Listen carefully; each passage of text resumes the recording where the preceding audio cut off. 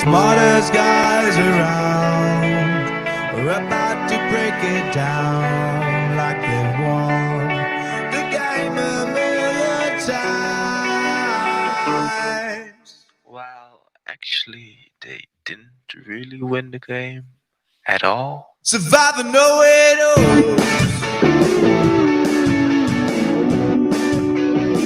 Survivor know it all.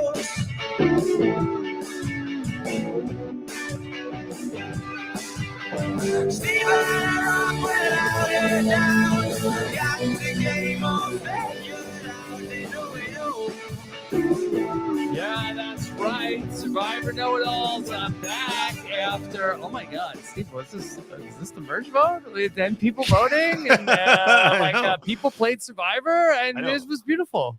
A lot of people were saying tonight, what a twist. You know, everyone gets one vote. You know, everybody's only one person is immune. Like, what a wild This episode. This is And why we're here. It was very fun. It was wonderful. It was the best episode in a while. Best episode of the season. And, you know, as we were talking about last week, where they did the split tribe twist at 11, now at 10, and hopefully we get a couple of like normal votes in a row here. We really get some momentum going in this season. And so should be a lot of fun, a lot to break down from this final 10 vote. Really big swing in the game that happened as Brandon ends up going home. Danny plays the idol for Franny. So a lot to break down there. I will speak with Brandon coming up on Thursday. And then one of my favorite podcasts of the season, a regular now, Jamal Shipman, is going to join me for our recap coming up on Thursday. So we'll have a lot to get into with Jamal, and Ali Lasher will join me on the feedback show. But Stephen, some sad news to discuss here at the top of the show. Sure, most Survivor fans had on social media had heard the news, and maybe, you know, some folks just listen to the podcast and don't check out the social media. But very sad to hear that Keith Nail passed away this week, and want to send our condolences to the Nail family. Stephen, I know you had the chance to play with Keith in Survivor Cambodia, and I just wanted to hear, you know, some of your thoughts on your time with Keith. Yeah, it's just obviously incredibly sad, and apparently, you know, decently sudden. It sounds like they only knew somewhat recently that he was struggling with cancer. And just, I mean, Keith was such a unique, wonderful, like joyful person. And I think that sort of accounts for why, I mean, you know, obviously whenever anyone passes, there's a lot of mourning, but like Keith just was such like a uniquely great, big-hearted, big-spirited, fun person, as well as TV character, you know, who gave so many just like iconic, great moments on television, but also just was really lovely to be around and to live with. You know, he always had funny stories around the campfire. He, you know, he was always telling jokes, always like finding the humor of situations, you know, never complaining. And just was so kind, and like just like he was one of the people like you hope you get to play Survivor with, you know, like, okay, I'm playing a game, but we're gonna like enjoy each other's company, we're gonna like be kind to each other, we're gonna like find the best in the situation. And he, like, I feel like embodied all of those qualities, where he would always, I mean, I tweeted, you know, he taught me how to pluck the feathers from a chicken, you know. I mean, I remember one moment, and this is so trivial, but it was just so, I mean, like, my belt was too big, and so Keith like offered to like help chop it to make it like, because I had lost a lot of weight, so he was like gonna chop it to like make it smaller so that like the belt wasn't hanging off, and he like put it down and just like chopped it with one stroke of the axe, and he was like so proud of himself that he like with one stroke had chopped the perfect belt strike. He was just like walking around like grinning about how his like perfect axe strike. And I mean, that was just like him. He was just like found so much like fun and enjoyment in like the trivial, silly things that we did out there. And just like a lovely human being. I mean, and I, you know, I feel so bad for his family. You know, it's just a big loss. Yeah, very sad loss, certainly for the family and, Survivor fans at large. It's such, polarizing times in all things. And that Keith Nail was just somebody who was just universally beloved, both in and out of the game. Yeah. That there is, no person that I've ever come across that had the opinion of that Keith Nail was not great. Yeah, exactly. And I mean, just you see so many of these testimonials where you like it's impossible to capture his essence. It'll be like a few seconds of like a clip of Keith or like a picture of Keith looking happy or doing something fun. But just it's so hard to just capture that in a testimonial, just like that type of joy and fun and like kindness that he brought. Okay.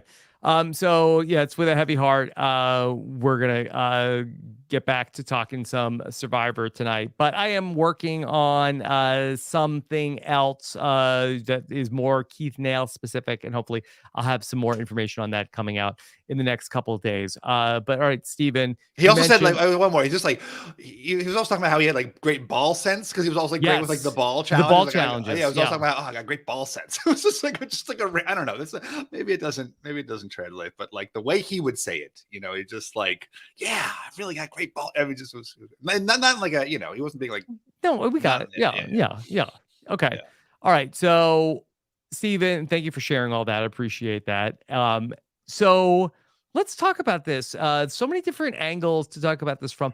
The thing that I wanted to talk about first was, Jam seemingly, based off of the information we had, kind of could have gone either way with this, where that he could have, gone along with, as Keith once said, stuck to the plan and basically let Brandon go out of the game. But, it seemed like that after last week's tribal council that Jam and Brandon kind of had something going. Yeah. And there was another move on the board to potentially end up going back and telling Brandon and the Ratu people that Danny was going to be available for the vote tonight.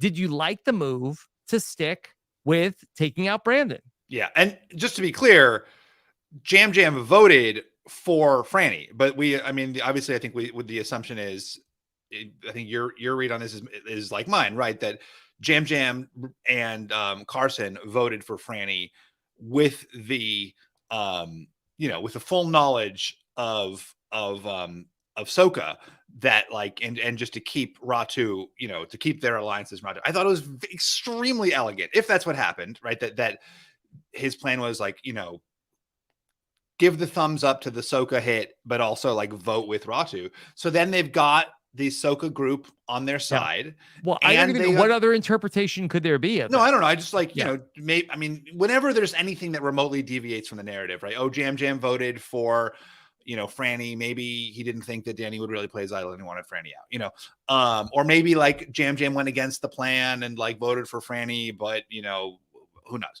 But I mean, the fact that he did vote, because at one point they were talking about Jam and Carson voting for Brandon too.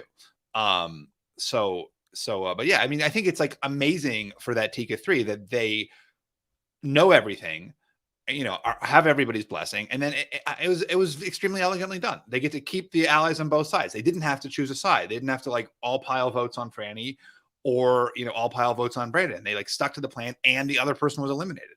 It couldn't have gone better for them. Yeah. So Danny made an especially bold decision tonight. And I'm not talking about what happened in the challenge, Stephen. Yeah. But we can talk about that. Very funny that made the edit, though. Like, that's very like, funny.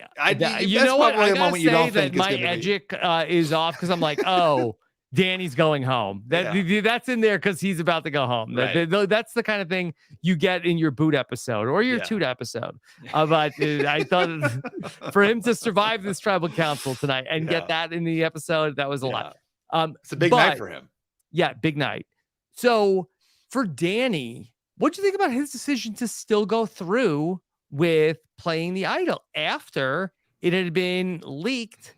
Again, it's a big night of leaking for Danny, for the word to have gotten out about his idol. Yeah.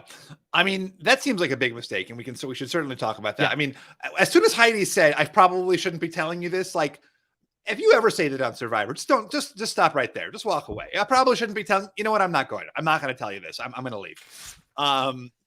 Yeah, not the greatest information leak. But I mean, my guess is that he had to be pretty sure that Jam didn't say anything. The other thing too is just because of how contracted these episodes are. These it's like a day. Mm-hmm. If Jam might not have had an opportunity to go talk to the Ratu people, the Ratu people. My gosh, wrong season. Oh my god. Yeah, the Ratu 4 or the Ratu 4? No, the Ratu 4. Mm-hmm. Jam just might not have had an opportunity. The Orange Tribe. Okay, everybody. Yeah. He. My guess is Danny must have felt pretty confident with what he was hearing from Jam et al.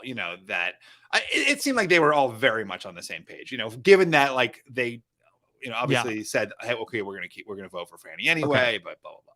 All right, I gotta talk about the Ratu people, the Orange Tribe, because ultimately, Stephen, this seems like a bit of a forced error on their part. They really were talking a lot about how much they had the numbers, and let me tell you, about 4 and 10 is not the numbers. 4 and 10, yes, as Brad once said. But they told 9 of 10 that they told maybe not Carolyn, but they told every single player on the beach. Okay, the vote tonight is Franny, including Heidi and Danny, also the Soka people. Now, I've got to ask Brandon tomorrow in the exit interview when I get the chance to talk to him. We saw him last week talk with Matt about the birdcage and about how, hey, where is the Soka idol? Right. We thought Josh might have had it. Obviously, he didn't. We know Matt doesn't have it. Okay, Right. Now we're down to either Franny or Heidi or Danny has it. You can't tell Heidi and Danny that the plan is to vote out Franny. Right. I mean, it seems, and maybe that, in fairness, maybe that was Kane who said it. But after, you have to change the plan then. Yeah, right. If you say the person who it's going to be to people who, I mean, they must have thought. I mean, Brandon and Danny, I mean, they have their meat brigade. They had the meat brigade. We didn't really amount to too much. Ultimately. I mean, maybe that was that, circle of meat. But like, maybe they felt trust. like, boy, that was something might have been off with that PB&J. That we saw that Carson not doing too good, and Danny that didn't sound normal. Yeah. I mean, it could have been a sound effect. Maybe they like upped it. Maybe they like, took the audio on it. Could have been the salty potato chips. Yeah. But that being said, look, you don't even need knowledge is power, because you got people telling everybody what the plan is. Yeah, it's old school Survivor. It's people saying too much. It was definitely surprising. I've really struggled this season to like figure out where the lines break, and maybe they do too, right? Maybe they feel that they've got this a good enough relationship, but like, really, it seems they're talking about the tightness of the Ratu group. Like, surely they must also be able to think, okay, maybe Soka also has some relationships, amongst themselves. So yeah, not the smartest. No, it was really bad. Well, let's go back to, do you think it was a mistake for Danny to stick to the plan? See, I just don't know. He had Carson as sort of like his insurance policy of like, hey, I will let you know what's going on with Jam. But since when do Danny and Carson have a relationship? Danny was with Tika. Carson was with Tika. And then with Ratu. Carson was with Ratu. Yeah. That I don't understand how Carson and Danny have a relationship. That seemed like a totally bizarre thing to just have happened all of a sudden. But, or maybe good on Carson if he's made himself seem so agreeable to everybody. Ultimately, like I do feel like that it probably was the right call to take out Brandon, because I feel like that if you take out Danny at that point in time, now Ratu is really starting to consolidate some power here. Yeah. They would still have Brandon, Lauren, Jamie, Kane. That's 4 out of 9. and potentially maybe, if one of those other 5 people are, basically the other 5 would have to stand united against Ratu Right. at the next one. And Lauren has an extra vote. Right. So, right. Yeah. so basically you're staring down into potentially like a 5, assuming nobody jumps ship. You're staring at a best case scenario, 5-5 scenario going and into. they think Jamie has an idol too, which And they think Jamie has an idol. Yeah. So to take out Brandon here, and very fitting and poetic in Brandon's survivor journey, which begins ultimately in him playing an idol at his first tribal council. He lives by the idol. He dies by the idol. That's good. And ultimately ends up, he took an idol from a birdcage. He gets idled out of the game by the birdcage idol from Soka. And now Carolyn has the only birdcage idol left in the game. Yeah. Very fitting. Very, very, very fitting. But yeah, I mean, it is sort of wild that Ratu was so free and open with this information, given just how. I mean, not even a vote split. It's like, all right, we're putting 9 votes on Franny. Yeah. For why? Yeah. Oh, she's got Matt on the jury. Too big of a threat. So right. I mean, that's not nothing. And also like a very, athletic competitor. And maybe they felt that, she didn't have, we know that Heidi and Danny have a bond, right? They were like very early aligned, right? Heidi said that Danny was her number 1 out of the gate.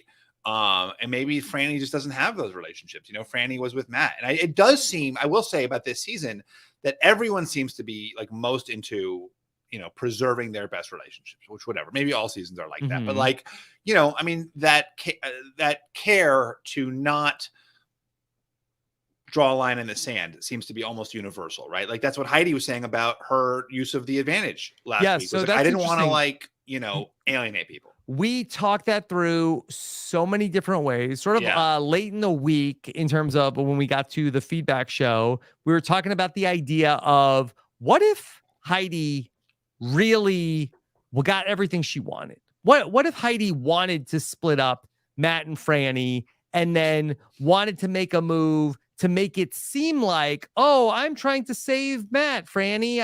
I did the thing that would help save Matt. Where then knowing Ratu still had the votes, if they needed to, Lauren could always play her extra vote, potentially burn her extra vote in that spot. And then she just has to do damage control after that tribal council. And we kind of got confirmation from Heidi that is what she was thinking. Oh, really? You think? I just got the sense that she didn't feel like she had any options. That she just this was like she had no good options. So she kind of I feel like that was her way of punting. Yeah. But it didn't seem like she was like secretly trying to split up Matt and Franny. Like she was. It seemed like she was just like, I've got no options. Like maybe Jam will go home, maybe not. Like, but the thing that seemed like most salient, I mean, based on what I heard, was that she didn't want to upset the Ratu people. Like the Ratu, no one on Ratu's going home. Like, she didn't obviously figure out the brilliant plan to stack votes on Lauren and then a split vote and then a revote and then but no one on Ratu's going home. So I'm not going to like anger them. And so I'm just going to like, it's either Matter or Jam. And so I'll put it on Jam and like, hope maybe Jam goes home. Maybe it's not Jam, but like, whatever. Like I did what I could and I didn't anger the Ratu people.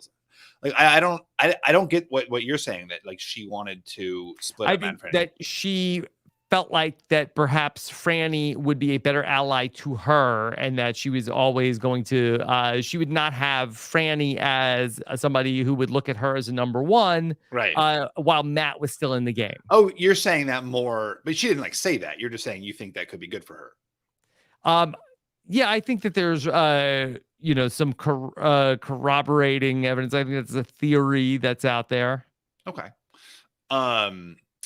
Maybe I missed that, but anyway, yeah. I mean, it's just interesting to me how like it is more about, like again, like Heidi was not going to pull the big move to save her alliance mate. She wasn't going to like do some flashy play. Like, so there are all of these cross tribal relationships. And again, like maybe it's because it's such a short game, such a short season. Like you're like, I've been with, I know these Ratu people just as well as I know these Soka people just about. I've been with them for like, 4 extra days. So like Heidi does not want to alienate this big Ratu group, to save someone she doesn't particularly feel that connected with. So in terms of not having to play the idol at this tribal council, and Danny is going to do that in this spot. Like they did have the numbers to potentially pull off this. Let's talk about that. Yeah, without that's the interesting. idol. Yeah. Okay. If Danny had not mentioned the idol. P.S. though, let me just like sidebar that. I think the moment in the conversation between Danny and Heidi, where Heidi says, we need to get Jam Jam on board with this. I don't think that's what she says in that conversation. I think that's audio from a different time, because it does not make sense that Danny doesn't know that Heidi approached Jam Jam later in the episode. And then I went back and I watched that moment, and like her jaw is not saying those words. So Okay, I gotta take a look at that. Yeah. The audio quality is different too. So I don't think she said that necessarily to Danny. I don't think she said, we need to get Jam Jam on board to Danny. I don't think he necessarily knew that she was going to go talk to Jam Jam right away. Stephen is taking us inside the edit. Well, I don't know. I just pure speculation. If someone goes back and like can do the jaw matchup with those words. Maybe Heidi's a ventriloquist. Did you think about that? She's definitely in that moment, as far as I saw, saying something else. Like, okay, that's not. I will watch for that on my next rewatch. Yeah. So that they have the potential votes to do that between the 3 Soka and the 3 Tika, but it does seem as though Carson and Jam Jam are the most reticent to pull the trigger on this.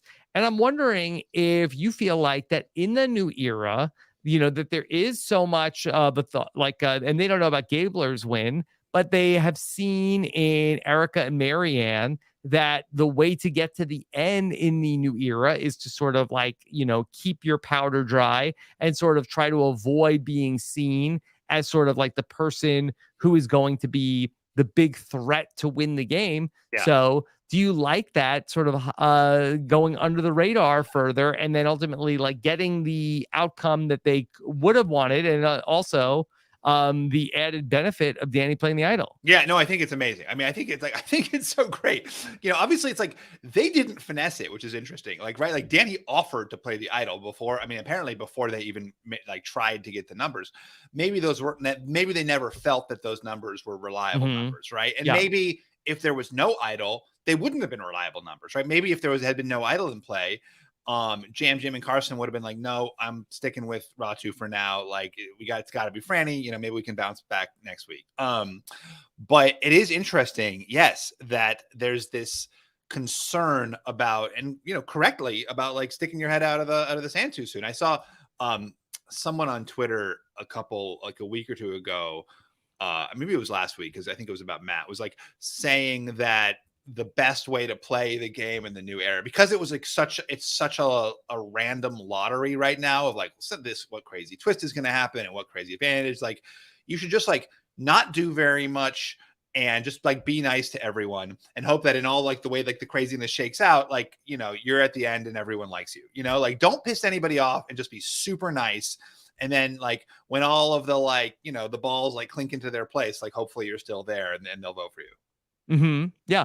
I mean, it's ironic because I think that is the opposite of what the production would want for the players to do. Yeah. And that's why I think that we've seen more situations where, okay, this person has an idol and they have to play it. And basically we're going to get people like sort of, having to use advantages because that there is like, this is the only tribal council that they can use them, and, forcing people into making moves because they otherwise would probably sort of just like sit on their hands and not try to make that move. Yeah. And it really does seem like that is everyone's desire here. I mean, the fact that like, even the Soka people were like, we need to do something before we're run over. Like, yeah. They're like, I mean, I guess we should like make like at least fight back a little bit, I mean, the fact that there's any ambivalence about that. I mean, kudos to Danny, by the way, for a pretty bold choice in this era of Survivor. Made a few. To play his idol. To play his idol for Franny. Like, I don't think we see that much of that, do we? No, no, that was a big a hero move for sure to save Franny, because especially I don't know necessarily, like, do you feel like if Franny goes out, does that really change the numbers drastically? Like, I don't know. Like, I guess that we are at a situation where it is 5-5 And also, Lauren has the extra vote, or Yeah. it's 6-4. And so if you don't make the move here, I just feel like that the game is so fluid, though. Yeah. I don't think it's going to stay a 6-4. But I think if you see 4 people from a tribe who are, committing to each other and high-fiving and seem tight, like, it's not impossible to think that those people, if they get the majority, will run with it. Like, I mean, it certainly hasn't happened in a long time. Yeah. But it's not like a 7-person majority. If we're talking like a four people and an extra vote, that's not like impossible to think that those people will be able to keep it together. Yeah, I think that for Danny, just like, this is Survivor 44, like it's not Survivor 24, where that, you make this move at the final 10 and then you can keep your group together. Right. I just right. like Well, that's the danger of it. The game is so fluid that I feel like that this thing is going to change so many times. Nobody knew that Danny had the idol. I guess maybe it was starting to leak because of what Matt had discovered. But I kind of feel like he's going to need that idol for himself at some point in the not too distant future. But we've talked about how hard it is, to play an idol, correctly. Like, he played an idol for Franny, who only last week was like part of a group that was talking about blindsiding wanted to get him. rid of him. Yeah, that's very true. Yeah. That's very true. But it is like really hard to know the time to play your idol. And I think having that, I mean, although maybe on this season when they actually just tell everyone who they're voting for, maybe it's not that hard. But to have that moment of like, okay, it looks like the numbers could swing one way and I have the opportunity to kind of undo that. But you're right. Like, he did vote out someone who ostensibly he had a good relationship with for someone who, maybe he didn't, but again, like, it's so hard to tell. Like, obviously Brandon was, mean, the Meat Brigade we've made too much of that as viewers, I don't think but I mean, were they just sort of like gassing each other up, as Danny likes to do, because that they've been saying like, hey, you and I need each other in the game. Like, people like us, the strong athletic guy, but we don't win the game. Like, not for 3 seasons. Yeah. And we need to stick together.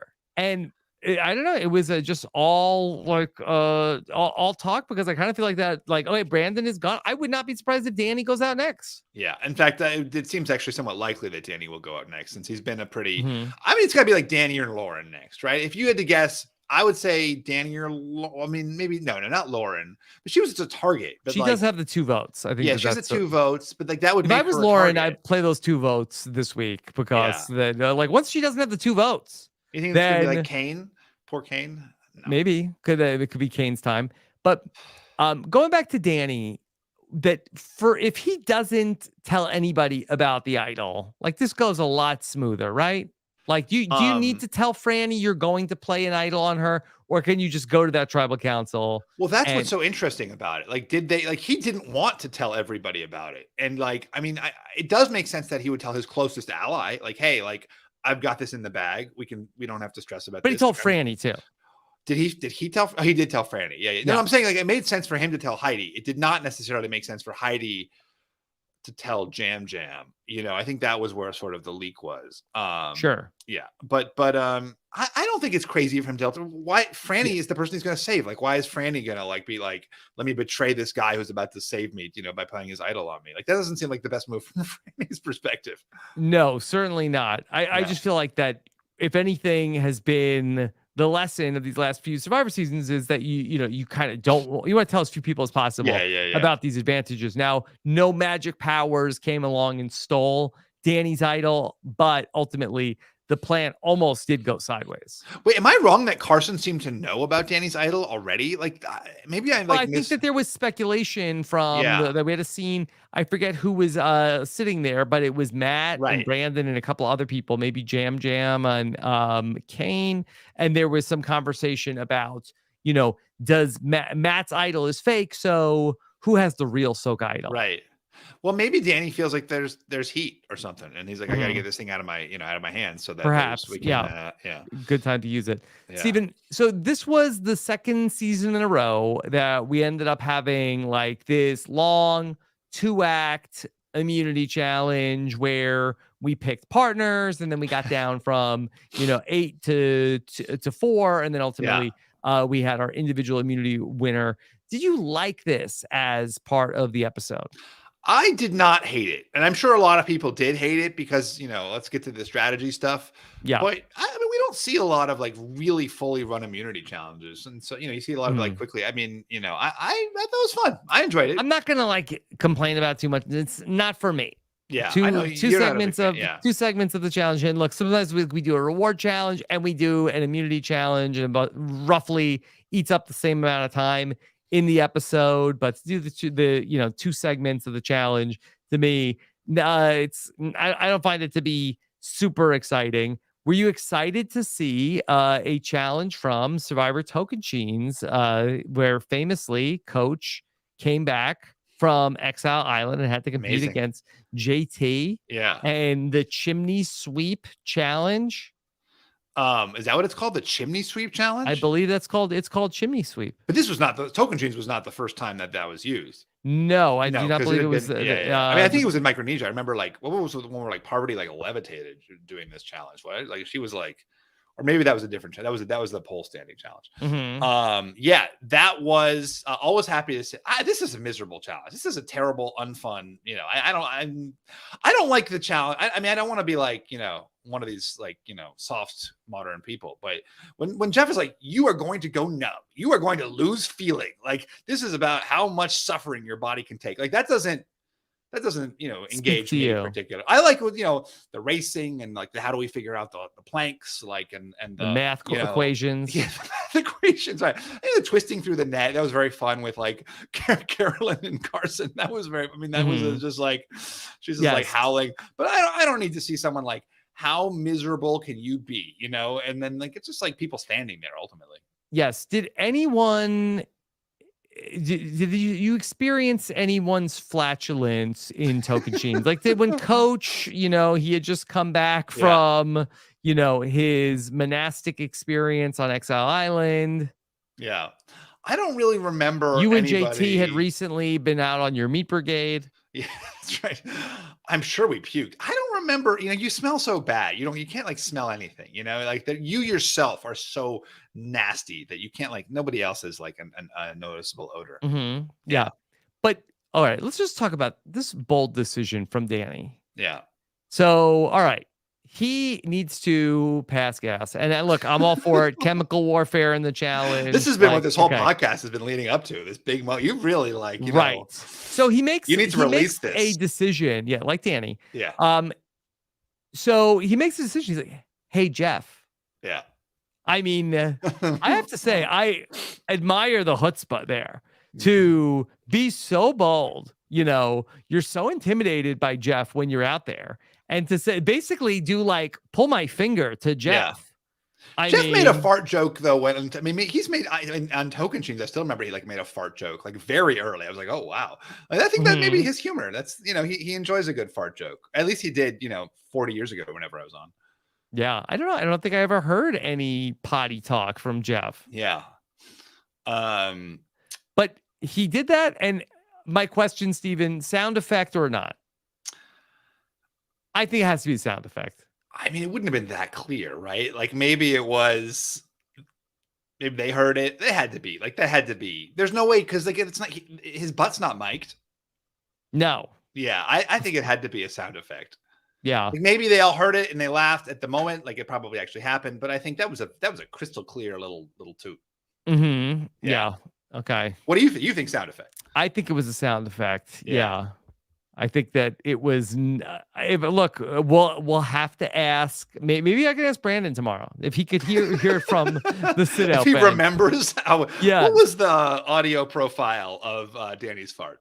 Mm-hmm. Yeah. So that would be a great question to find out. Yeah. Stephen, we have questions from our listeners, and of course, not too late to get them in. You can send them in the chat, and we will get into them here tonight. But let me first tell you about something new I'm doing here on the podcast. Very excited about our coverage of Below Deck, sailing yacht. We have kicked off a brand new Bravo recaps feed where now on RHAP, we have the ability to, whenever we want, cover the shows that are happening over on Bravo. And you can make sure you're subscribed to hear myself and Sasha Joseph recap all of Below Deck Sailing Yacht, and then any other Bravo shows that we feel are worthy of podcast coverage. You can subscribe when you go to robhasawebsite.com/Bravo feed. That's robhasawebsite.com/Bravo feed. All right, Stephen, let's take some of your questions. And so let's see, where do we go from here? Okay. How about this one from Kaylee? Do you think that Jam voted with Ratu because he knew Danny was playing the idol and wanted to seem loyal to Ratu because they saved him the last vote? Do you think it was the same for Carson? Yeah, certainly. I feel like that's the case. I also feel like that last time out, where we saw that Jam got saved and Matt went home, I do feel like that Brandon was counting on that Jam having some sort of like, well, I hope that he is going to like appreciate what we did for him at the last tribal council. And that goes back to, Stephen, when we did Once Upon a Time, the 49 Laws of Survivor. And, people, yeah, I forget what the actual name of the rule is or what the law is, but yeah, that people, you can't count on what you've done for people in the past. That was the best of the laws, though. I still, that's the only one I really remember talking about. That was the best law we did. Mm-hmm. There were some other good ones. There were 48 other good ones. They were all good. I think we had 50 laws too, but that was the best, of all the great ones. 50 laws with 50 Cent. Was that right? Yeah. Yeah. No, that's not a joke. Okay. All right. So a lot of people though were saying like, hold on a second. You were like, yeah, that's obviously what happened. And I agree with you, but like a lot of people were like, hold on a second. Did Jam and Carson, know about the idol, but still vote with Ratu in order to save face with both sides? Yes. Yeah. I don't think, I think that's like, but I don't think it's like so obvious, I think it's worth. I feel like that it is based off of what we saw on the screen that they knew of the plan. Yeah. They also had a conversation where they talked about, hey, we need to, try to play the middle, not make enemies. Yeah. And I feel like that they felt like that. Now, did Danny and Heidi know that they were going to put their votes on Franny? We will have to wait till next week. I'm guessing, to find out. I bet they did. Because also Danny didn't want. Well, Danny I would be annoyed if I were Danny and like there was still a majority vote for Brandon, right? You want your idol play to be meaningful, like Danny was probably thrilled when Jam and Carson were like, hey, what if we still vote for Franny? That way we can like keep our plans a secret. And Danny probably like, yeah, like, of course that's what you should do.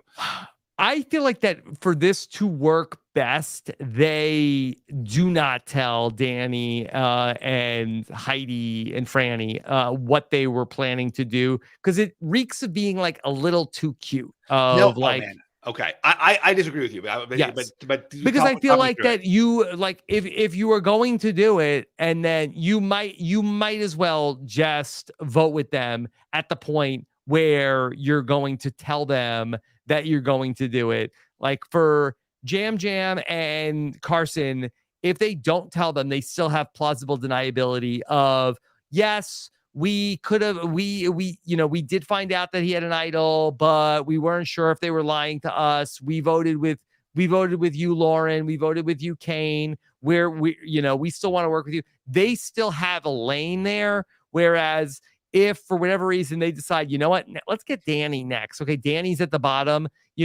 Danny and Heidi can go back to Ratu and be like, hey, Jam and Carson were like, they knew the whole time. They just voted with you all to trick you at the last vote.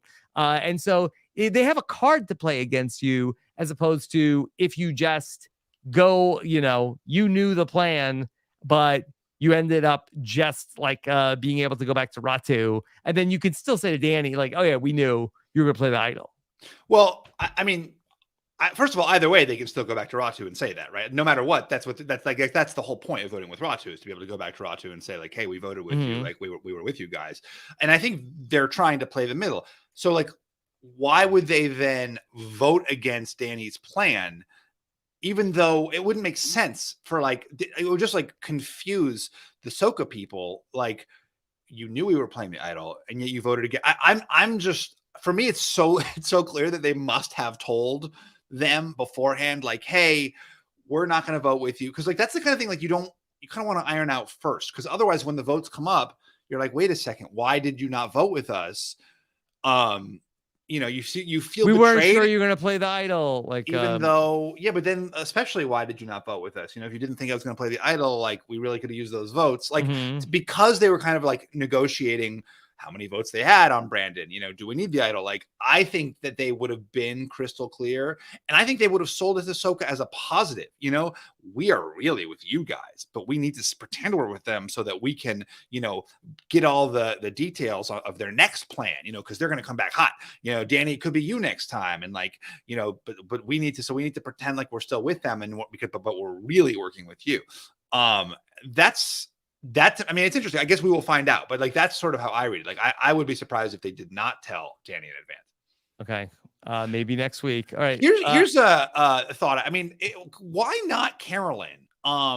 It's interesting, right? Like Carolyn voted with Soka. So like, and Ratu was not even talking about Carolyn, you know, I wonder, like, we obviously see that trio is still strong, but and you know, Carolyn is not shy about how much she cares about Jam Jam, you know, but obviously from like Ratu's perspective, you know, Carson and Jam Jam, they have connections with, but Carolyn is not necessarily a part of that. I just think nobody's worried about Carolyn, and that she doesn't have a lot of connections. I think that they just think of her. She's just like, you know, somebody who's there, but isn't really connected to anything. Why are we going to waste the first merge vote on Carolyn? Yeah.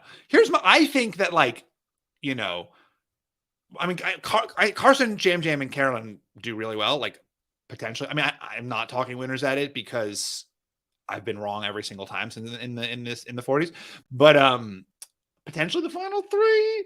And I mean, they are the three people that have probably gotten the most screen time for the entire season. I don't think that you're saying anything that other people haven't considered. Right. I mean, although in 41, 42, and 43, right, you know, the winner certainly did not have the most screen time. But it's not like you're coming on at like the merge at Survivor 41. You know who I think is going to win? Erica. She's got this. Like, really?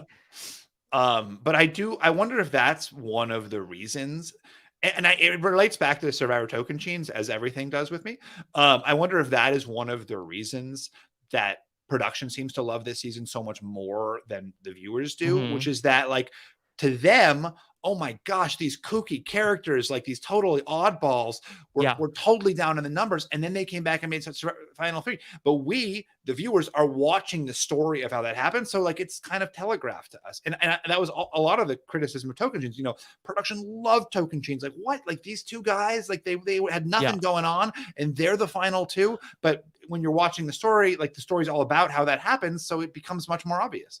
But I will push back on the idea that, you know, the fans are not loving the season. Like, maybe like the people that are like the most like vocal super fans have not loved a lot of things that happened this season.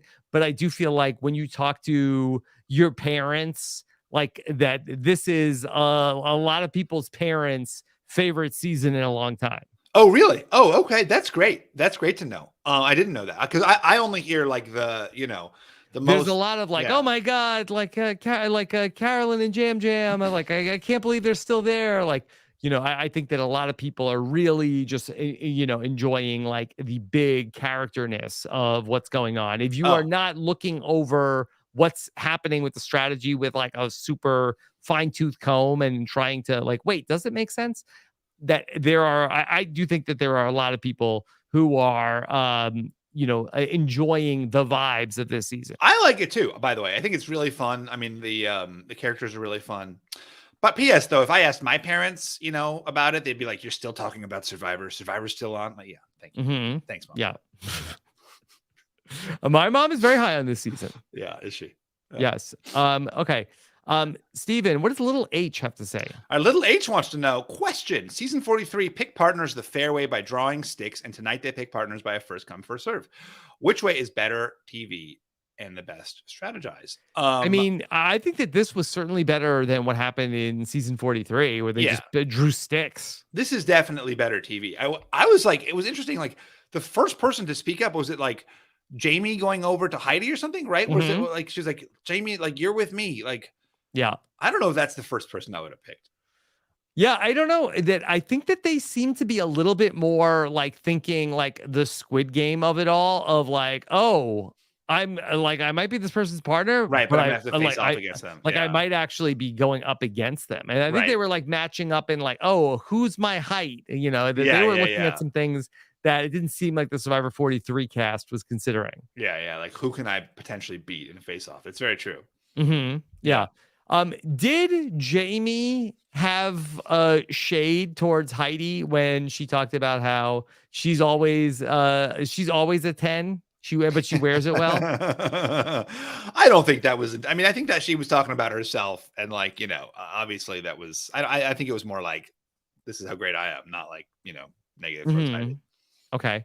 All right. How about from LM? If Ratu, Soka, each get down to 2 each, will they team up against the 3 Tika in a 4-3 vote? Is that when Carolyn could play her idol? That do you think that Tika will continue to weaken both Soka and Ratu, and ultimately end up where then the two sides have to unite against Tika? Yeah, I mean, it sure seems like a likely solution, like a likely situation, right? But will they ever actually unite? You know, that's the question. I mean, like, can these guys get to the point? You know, what is that? Because we don't, you know, the only connections we'd really seen, you know, what we saw Brandon and Danny. Well, Brandon's now gone. I mean, maybe we saw Kane talking to Matt and Franny at one point, possibly. Like, yeah. So we saw Heidi actually. Heidi and Jamie. Well, we saw Heidi actually be the person who was saying we need to sort of unite the misfits, which she sort of like was talking about the 3 Tika plus herself plus Franny plus Kane. Those were sort of the misfits. That do you think that block votes together at the next tribal council? That could be. I mean, that's interesting because, I mean, Kane obviously was at a, you know, an up and down relationship with Brandon, but Kane is probably smart enough to not, you know, and probably this is the end of Ratu, right? As like a, what happens to Ratu now? Like, was Brandon the glue that was holding them together? I don't know. I think that that certainly is a possibility. It seems like they were back together last week when Jamie and Lauren were there. Yeah. So I don't know if the misfits are together. Like, it does seem like that Danny still could be a target, but he just played an idol on Franny, and Heidi had been close with him. So I wonder if next week is the week they swing back and take out Lauren. I think Lauren or Danny are the likely targets next week. Yeah. Okay. And let's see any of the questions that we haven't talked about. Okay. How about okay. Deanna wants to know how long until Jam is gunning for Heidi? Yeah, her like explanation to him, I would have been like, like, you stole someone's vote and tried to target me. Like, no, thank you. I mean, I think that's gonna happen sooner. It could be Heidi next. I mean, that's not actually Heidi next could be an interesting possibility. Interesting. Heidi got the most, I think, in this episode. Like, the last 2 weeks, she's got a lot. I know, that's what I'm saying. Like, if an invisible character suddenly gets a big visibility spike, you're like, oh, that person was not long for this. Not long for this edit. Okay. And it would make sense with Jam not being thrilled. You know, and Heidi was the one who was really spearheading, you know, this Brandon vote. So for it to come back on her would be not impossible. But she's somebody who is like working with the people who are the quote unquote misfits. I feel like it's more likely to be one of the Ratu or Danny. Yeah. Okay. But she would, like, I mean, I don't know, like Jam, you know, not one to totally forget a vote cast on him. not one to forget a vote, but he did not seem like that. He wasn't talking about the betrayal. Not tonight he like wasn't, because against, he yes. he didn't feel safe. Maybe next Yeah. week he'll feel a little bit more, Okay. One more question, Stephen. What does Party Rock have to say? All right, Party Rock wants to know, is Jamie going to unknowingly goat her way to the end? Well, I like the Rob Cesternino theory that Jamie's fake idol ends up playing a defining role in the end of her story. Oh, how about next week if she like plays her idol for Lauren? Yeah, that could be. That could be.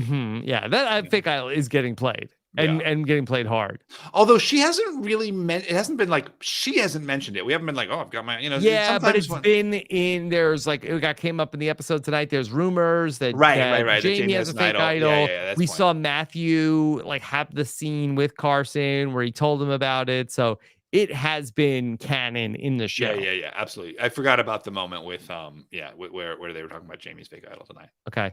All right. Well, Stephen, I'm sure it's going to be a fun week of talking about this episode on the podcast.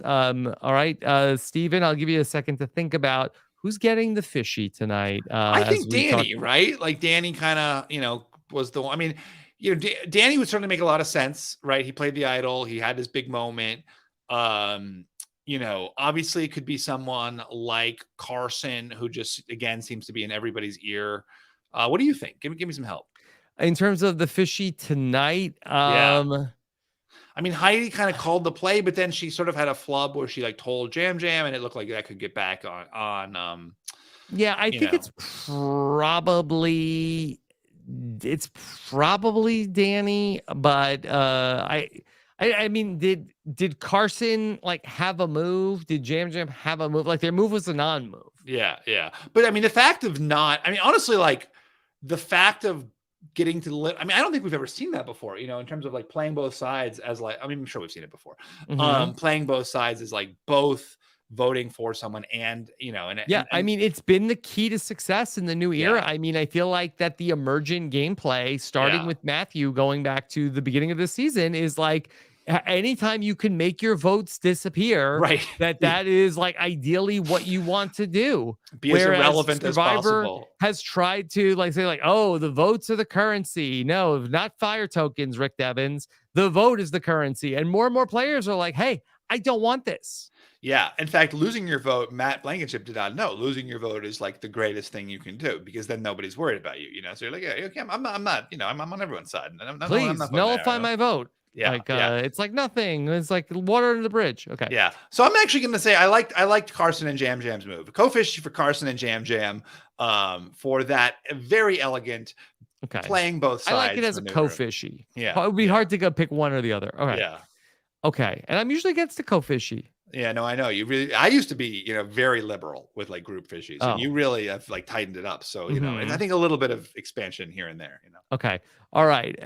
Stephen, I told you 1 week ago that we were going to Toronto for 2 nights of shows, May 10th and May 11th, where we are going to be covering Survivor and Big Brother Canada, the finale of Big Brother Canada, May 10th and May 11th. I have some updates. May 10th is sold out. Way to go. We've sold out show on Wednesday night. So we do have a wait list that can be joined. I believe it's at robisawebsite.com/waitlist. If people want to get on the wait list to see if there are any cancellations. We do still have tickets for our Big Brother Canada event. The next night is going to be the finale. So if you cannot get into Survivor and still want to come out and see us, you can still join us for the Big Brother Canada finale, which is going to be very, very fun. We have, I think, between 10 and 12 Big Brother Canada alumni confirmed at this point. And so it's going to be a very fun way to watch the finale. And then we will have an after party to follow. That's at robisawebsite.com/Toronto. All right. Then in other news, of course, we've got so much going on. For our patrons of Rob Has a Podcast, come be a part of the greatest reality TV community in the world.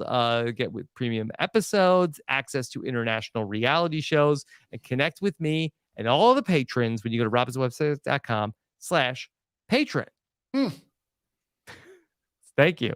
I mean, yay! Yeah. And then, of course, it's going to be a great week of recap podcasts across the network. Make sure you subscribe to hear them all when you go to robhasawebsite.com/survivor feed.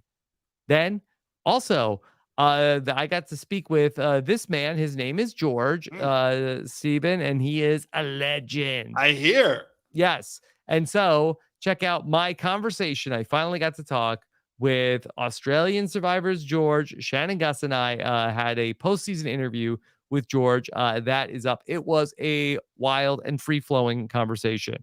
I really can't. I got a lot of Survivor to watch before I can listen to this. But someday in like 5 years, I'm gonna be able to listen. Someday, to this check it out. Okay. Yeah. Then also, right after this, Taryn Armstrong and the Big Brother Canada crew will be live to recap the. Well, I think that it's normally the veto episode, but I think we're gonna have an HOH competition tonight as we get ready for another Big Brother Canada eviction following the Fatal Feast on Tuesday night. So check that out live at 10:30 p.m. Eastern time. And then happy birthday to Mess Magnets, who turns 1 year old, where Kirsten McInnes and Sasha Joseph have a very special episode coming your way, celebrating 52 weeks of Mess as they hand out awards for the year in Mess on the special 1 year anniversary edition of Mess Magnets later this week. Okay. And then also Love is Blind, the finale. Everybody's waiting for it on Sunday night. Didn't come out Sunday night, but it finally got posted to Netflix. Check out Asia and Mary's recap of the Love is Blind finale over on our Love is Blind coverage in the Perfect Match podcast feed, which you could subscribe at robhasawebsite.com/subscribe. That's where we have all of our podcast feeds. Check them out on Apple Podcasts, on Spotify, all for free. robhasawebsite.com/subscribe. All right. Stephen, anything fun coming up for you? No. Nothing fun? Nothing fun. Let's just life is fun, just spending with my kid. That's fun. Mm-hmm. Yeah. Yeah. All right. Well, Stephen, it's always fun to get together with you for Survivor Know-It-Alls. Yeah. And we'll be back together next week as we see what happens at the final 9. And for the first time in the new era, we'll get a final 9. Wow, that is exciting. I mean, Stephen, the final 9 has been one of the best votes of the season all throughout Survivor in the the 20s and 30s. Yeah. And so to get it here in Survivor 44, this is going to be a treat, hopefully. Yeah. Maybe that's their game. It's like, if we give you very few actual votes, you're going to treasure those we do give you. We do treasure them. Okay. So looking forward to that next week. Thank you so much for joining us. Take care, everybody. Have a good one. Bye.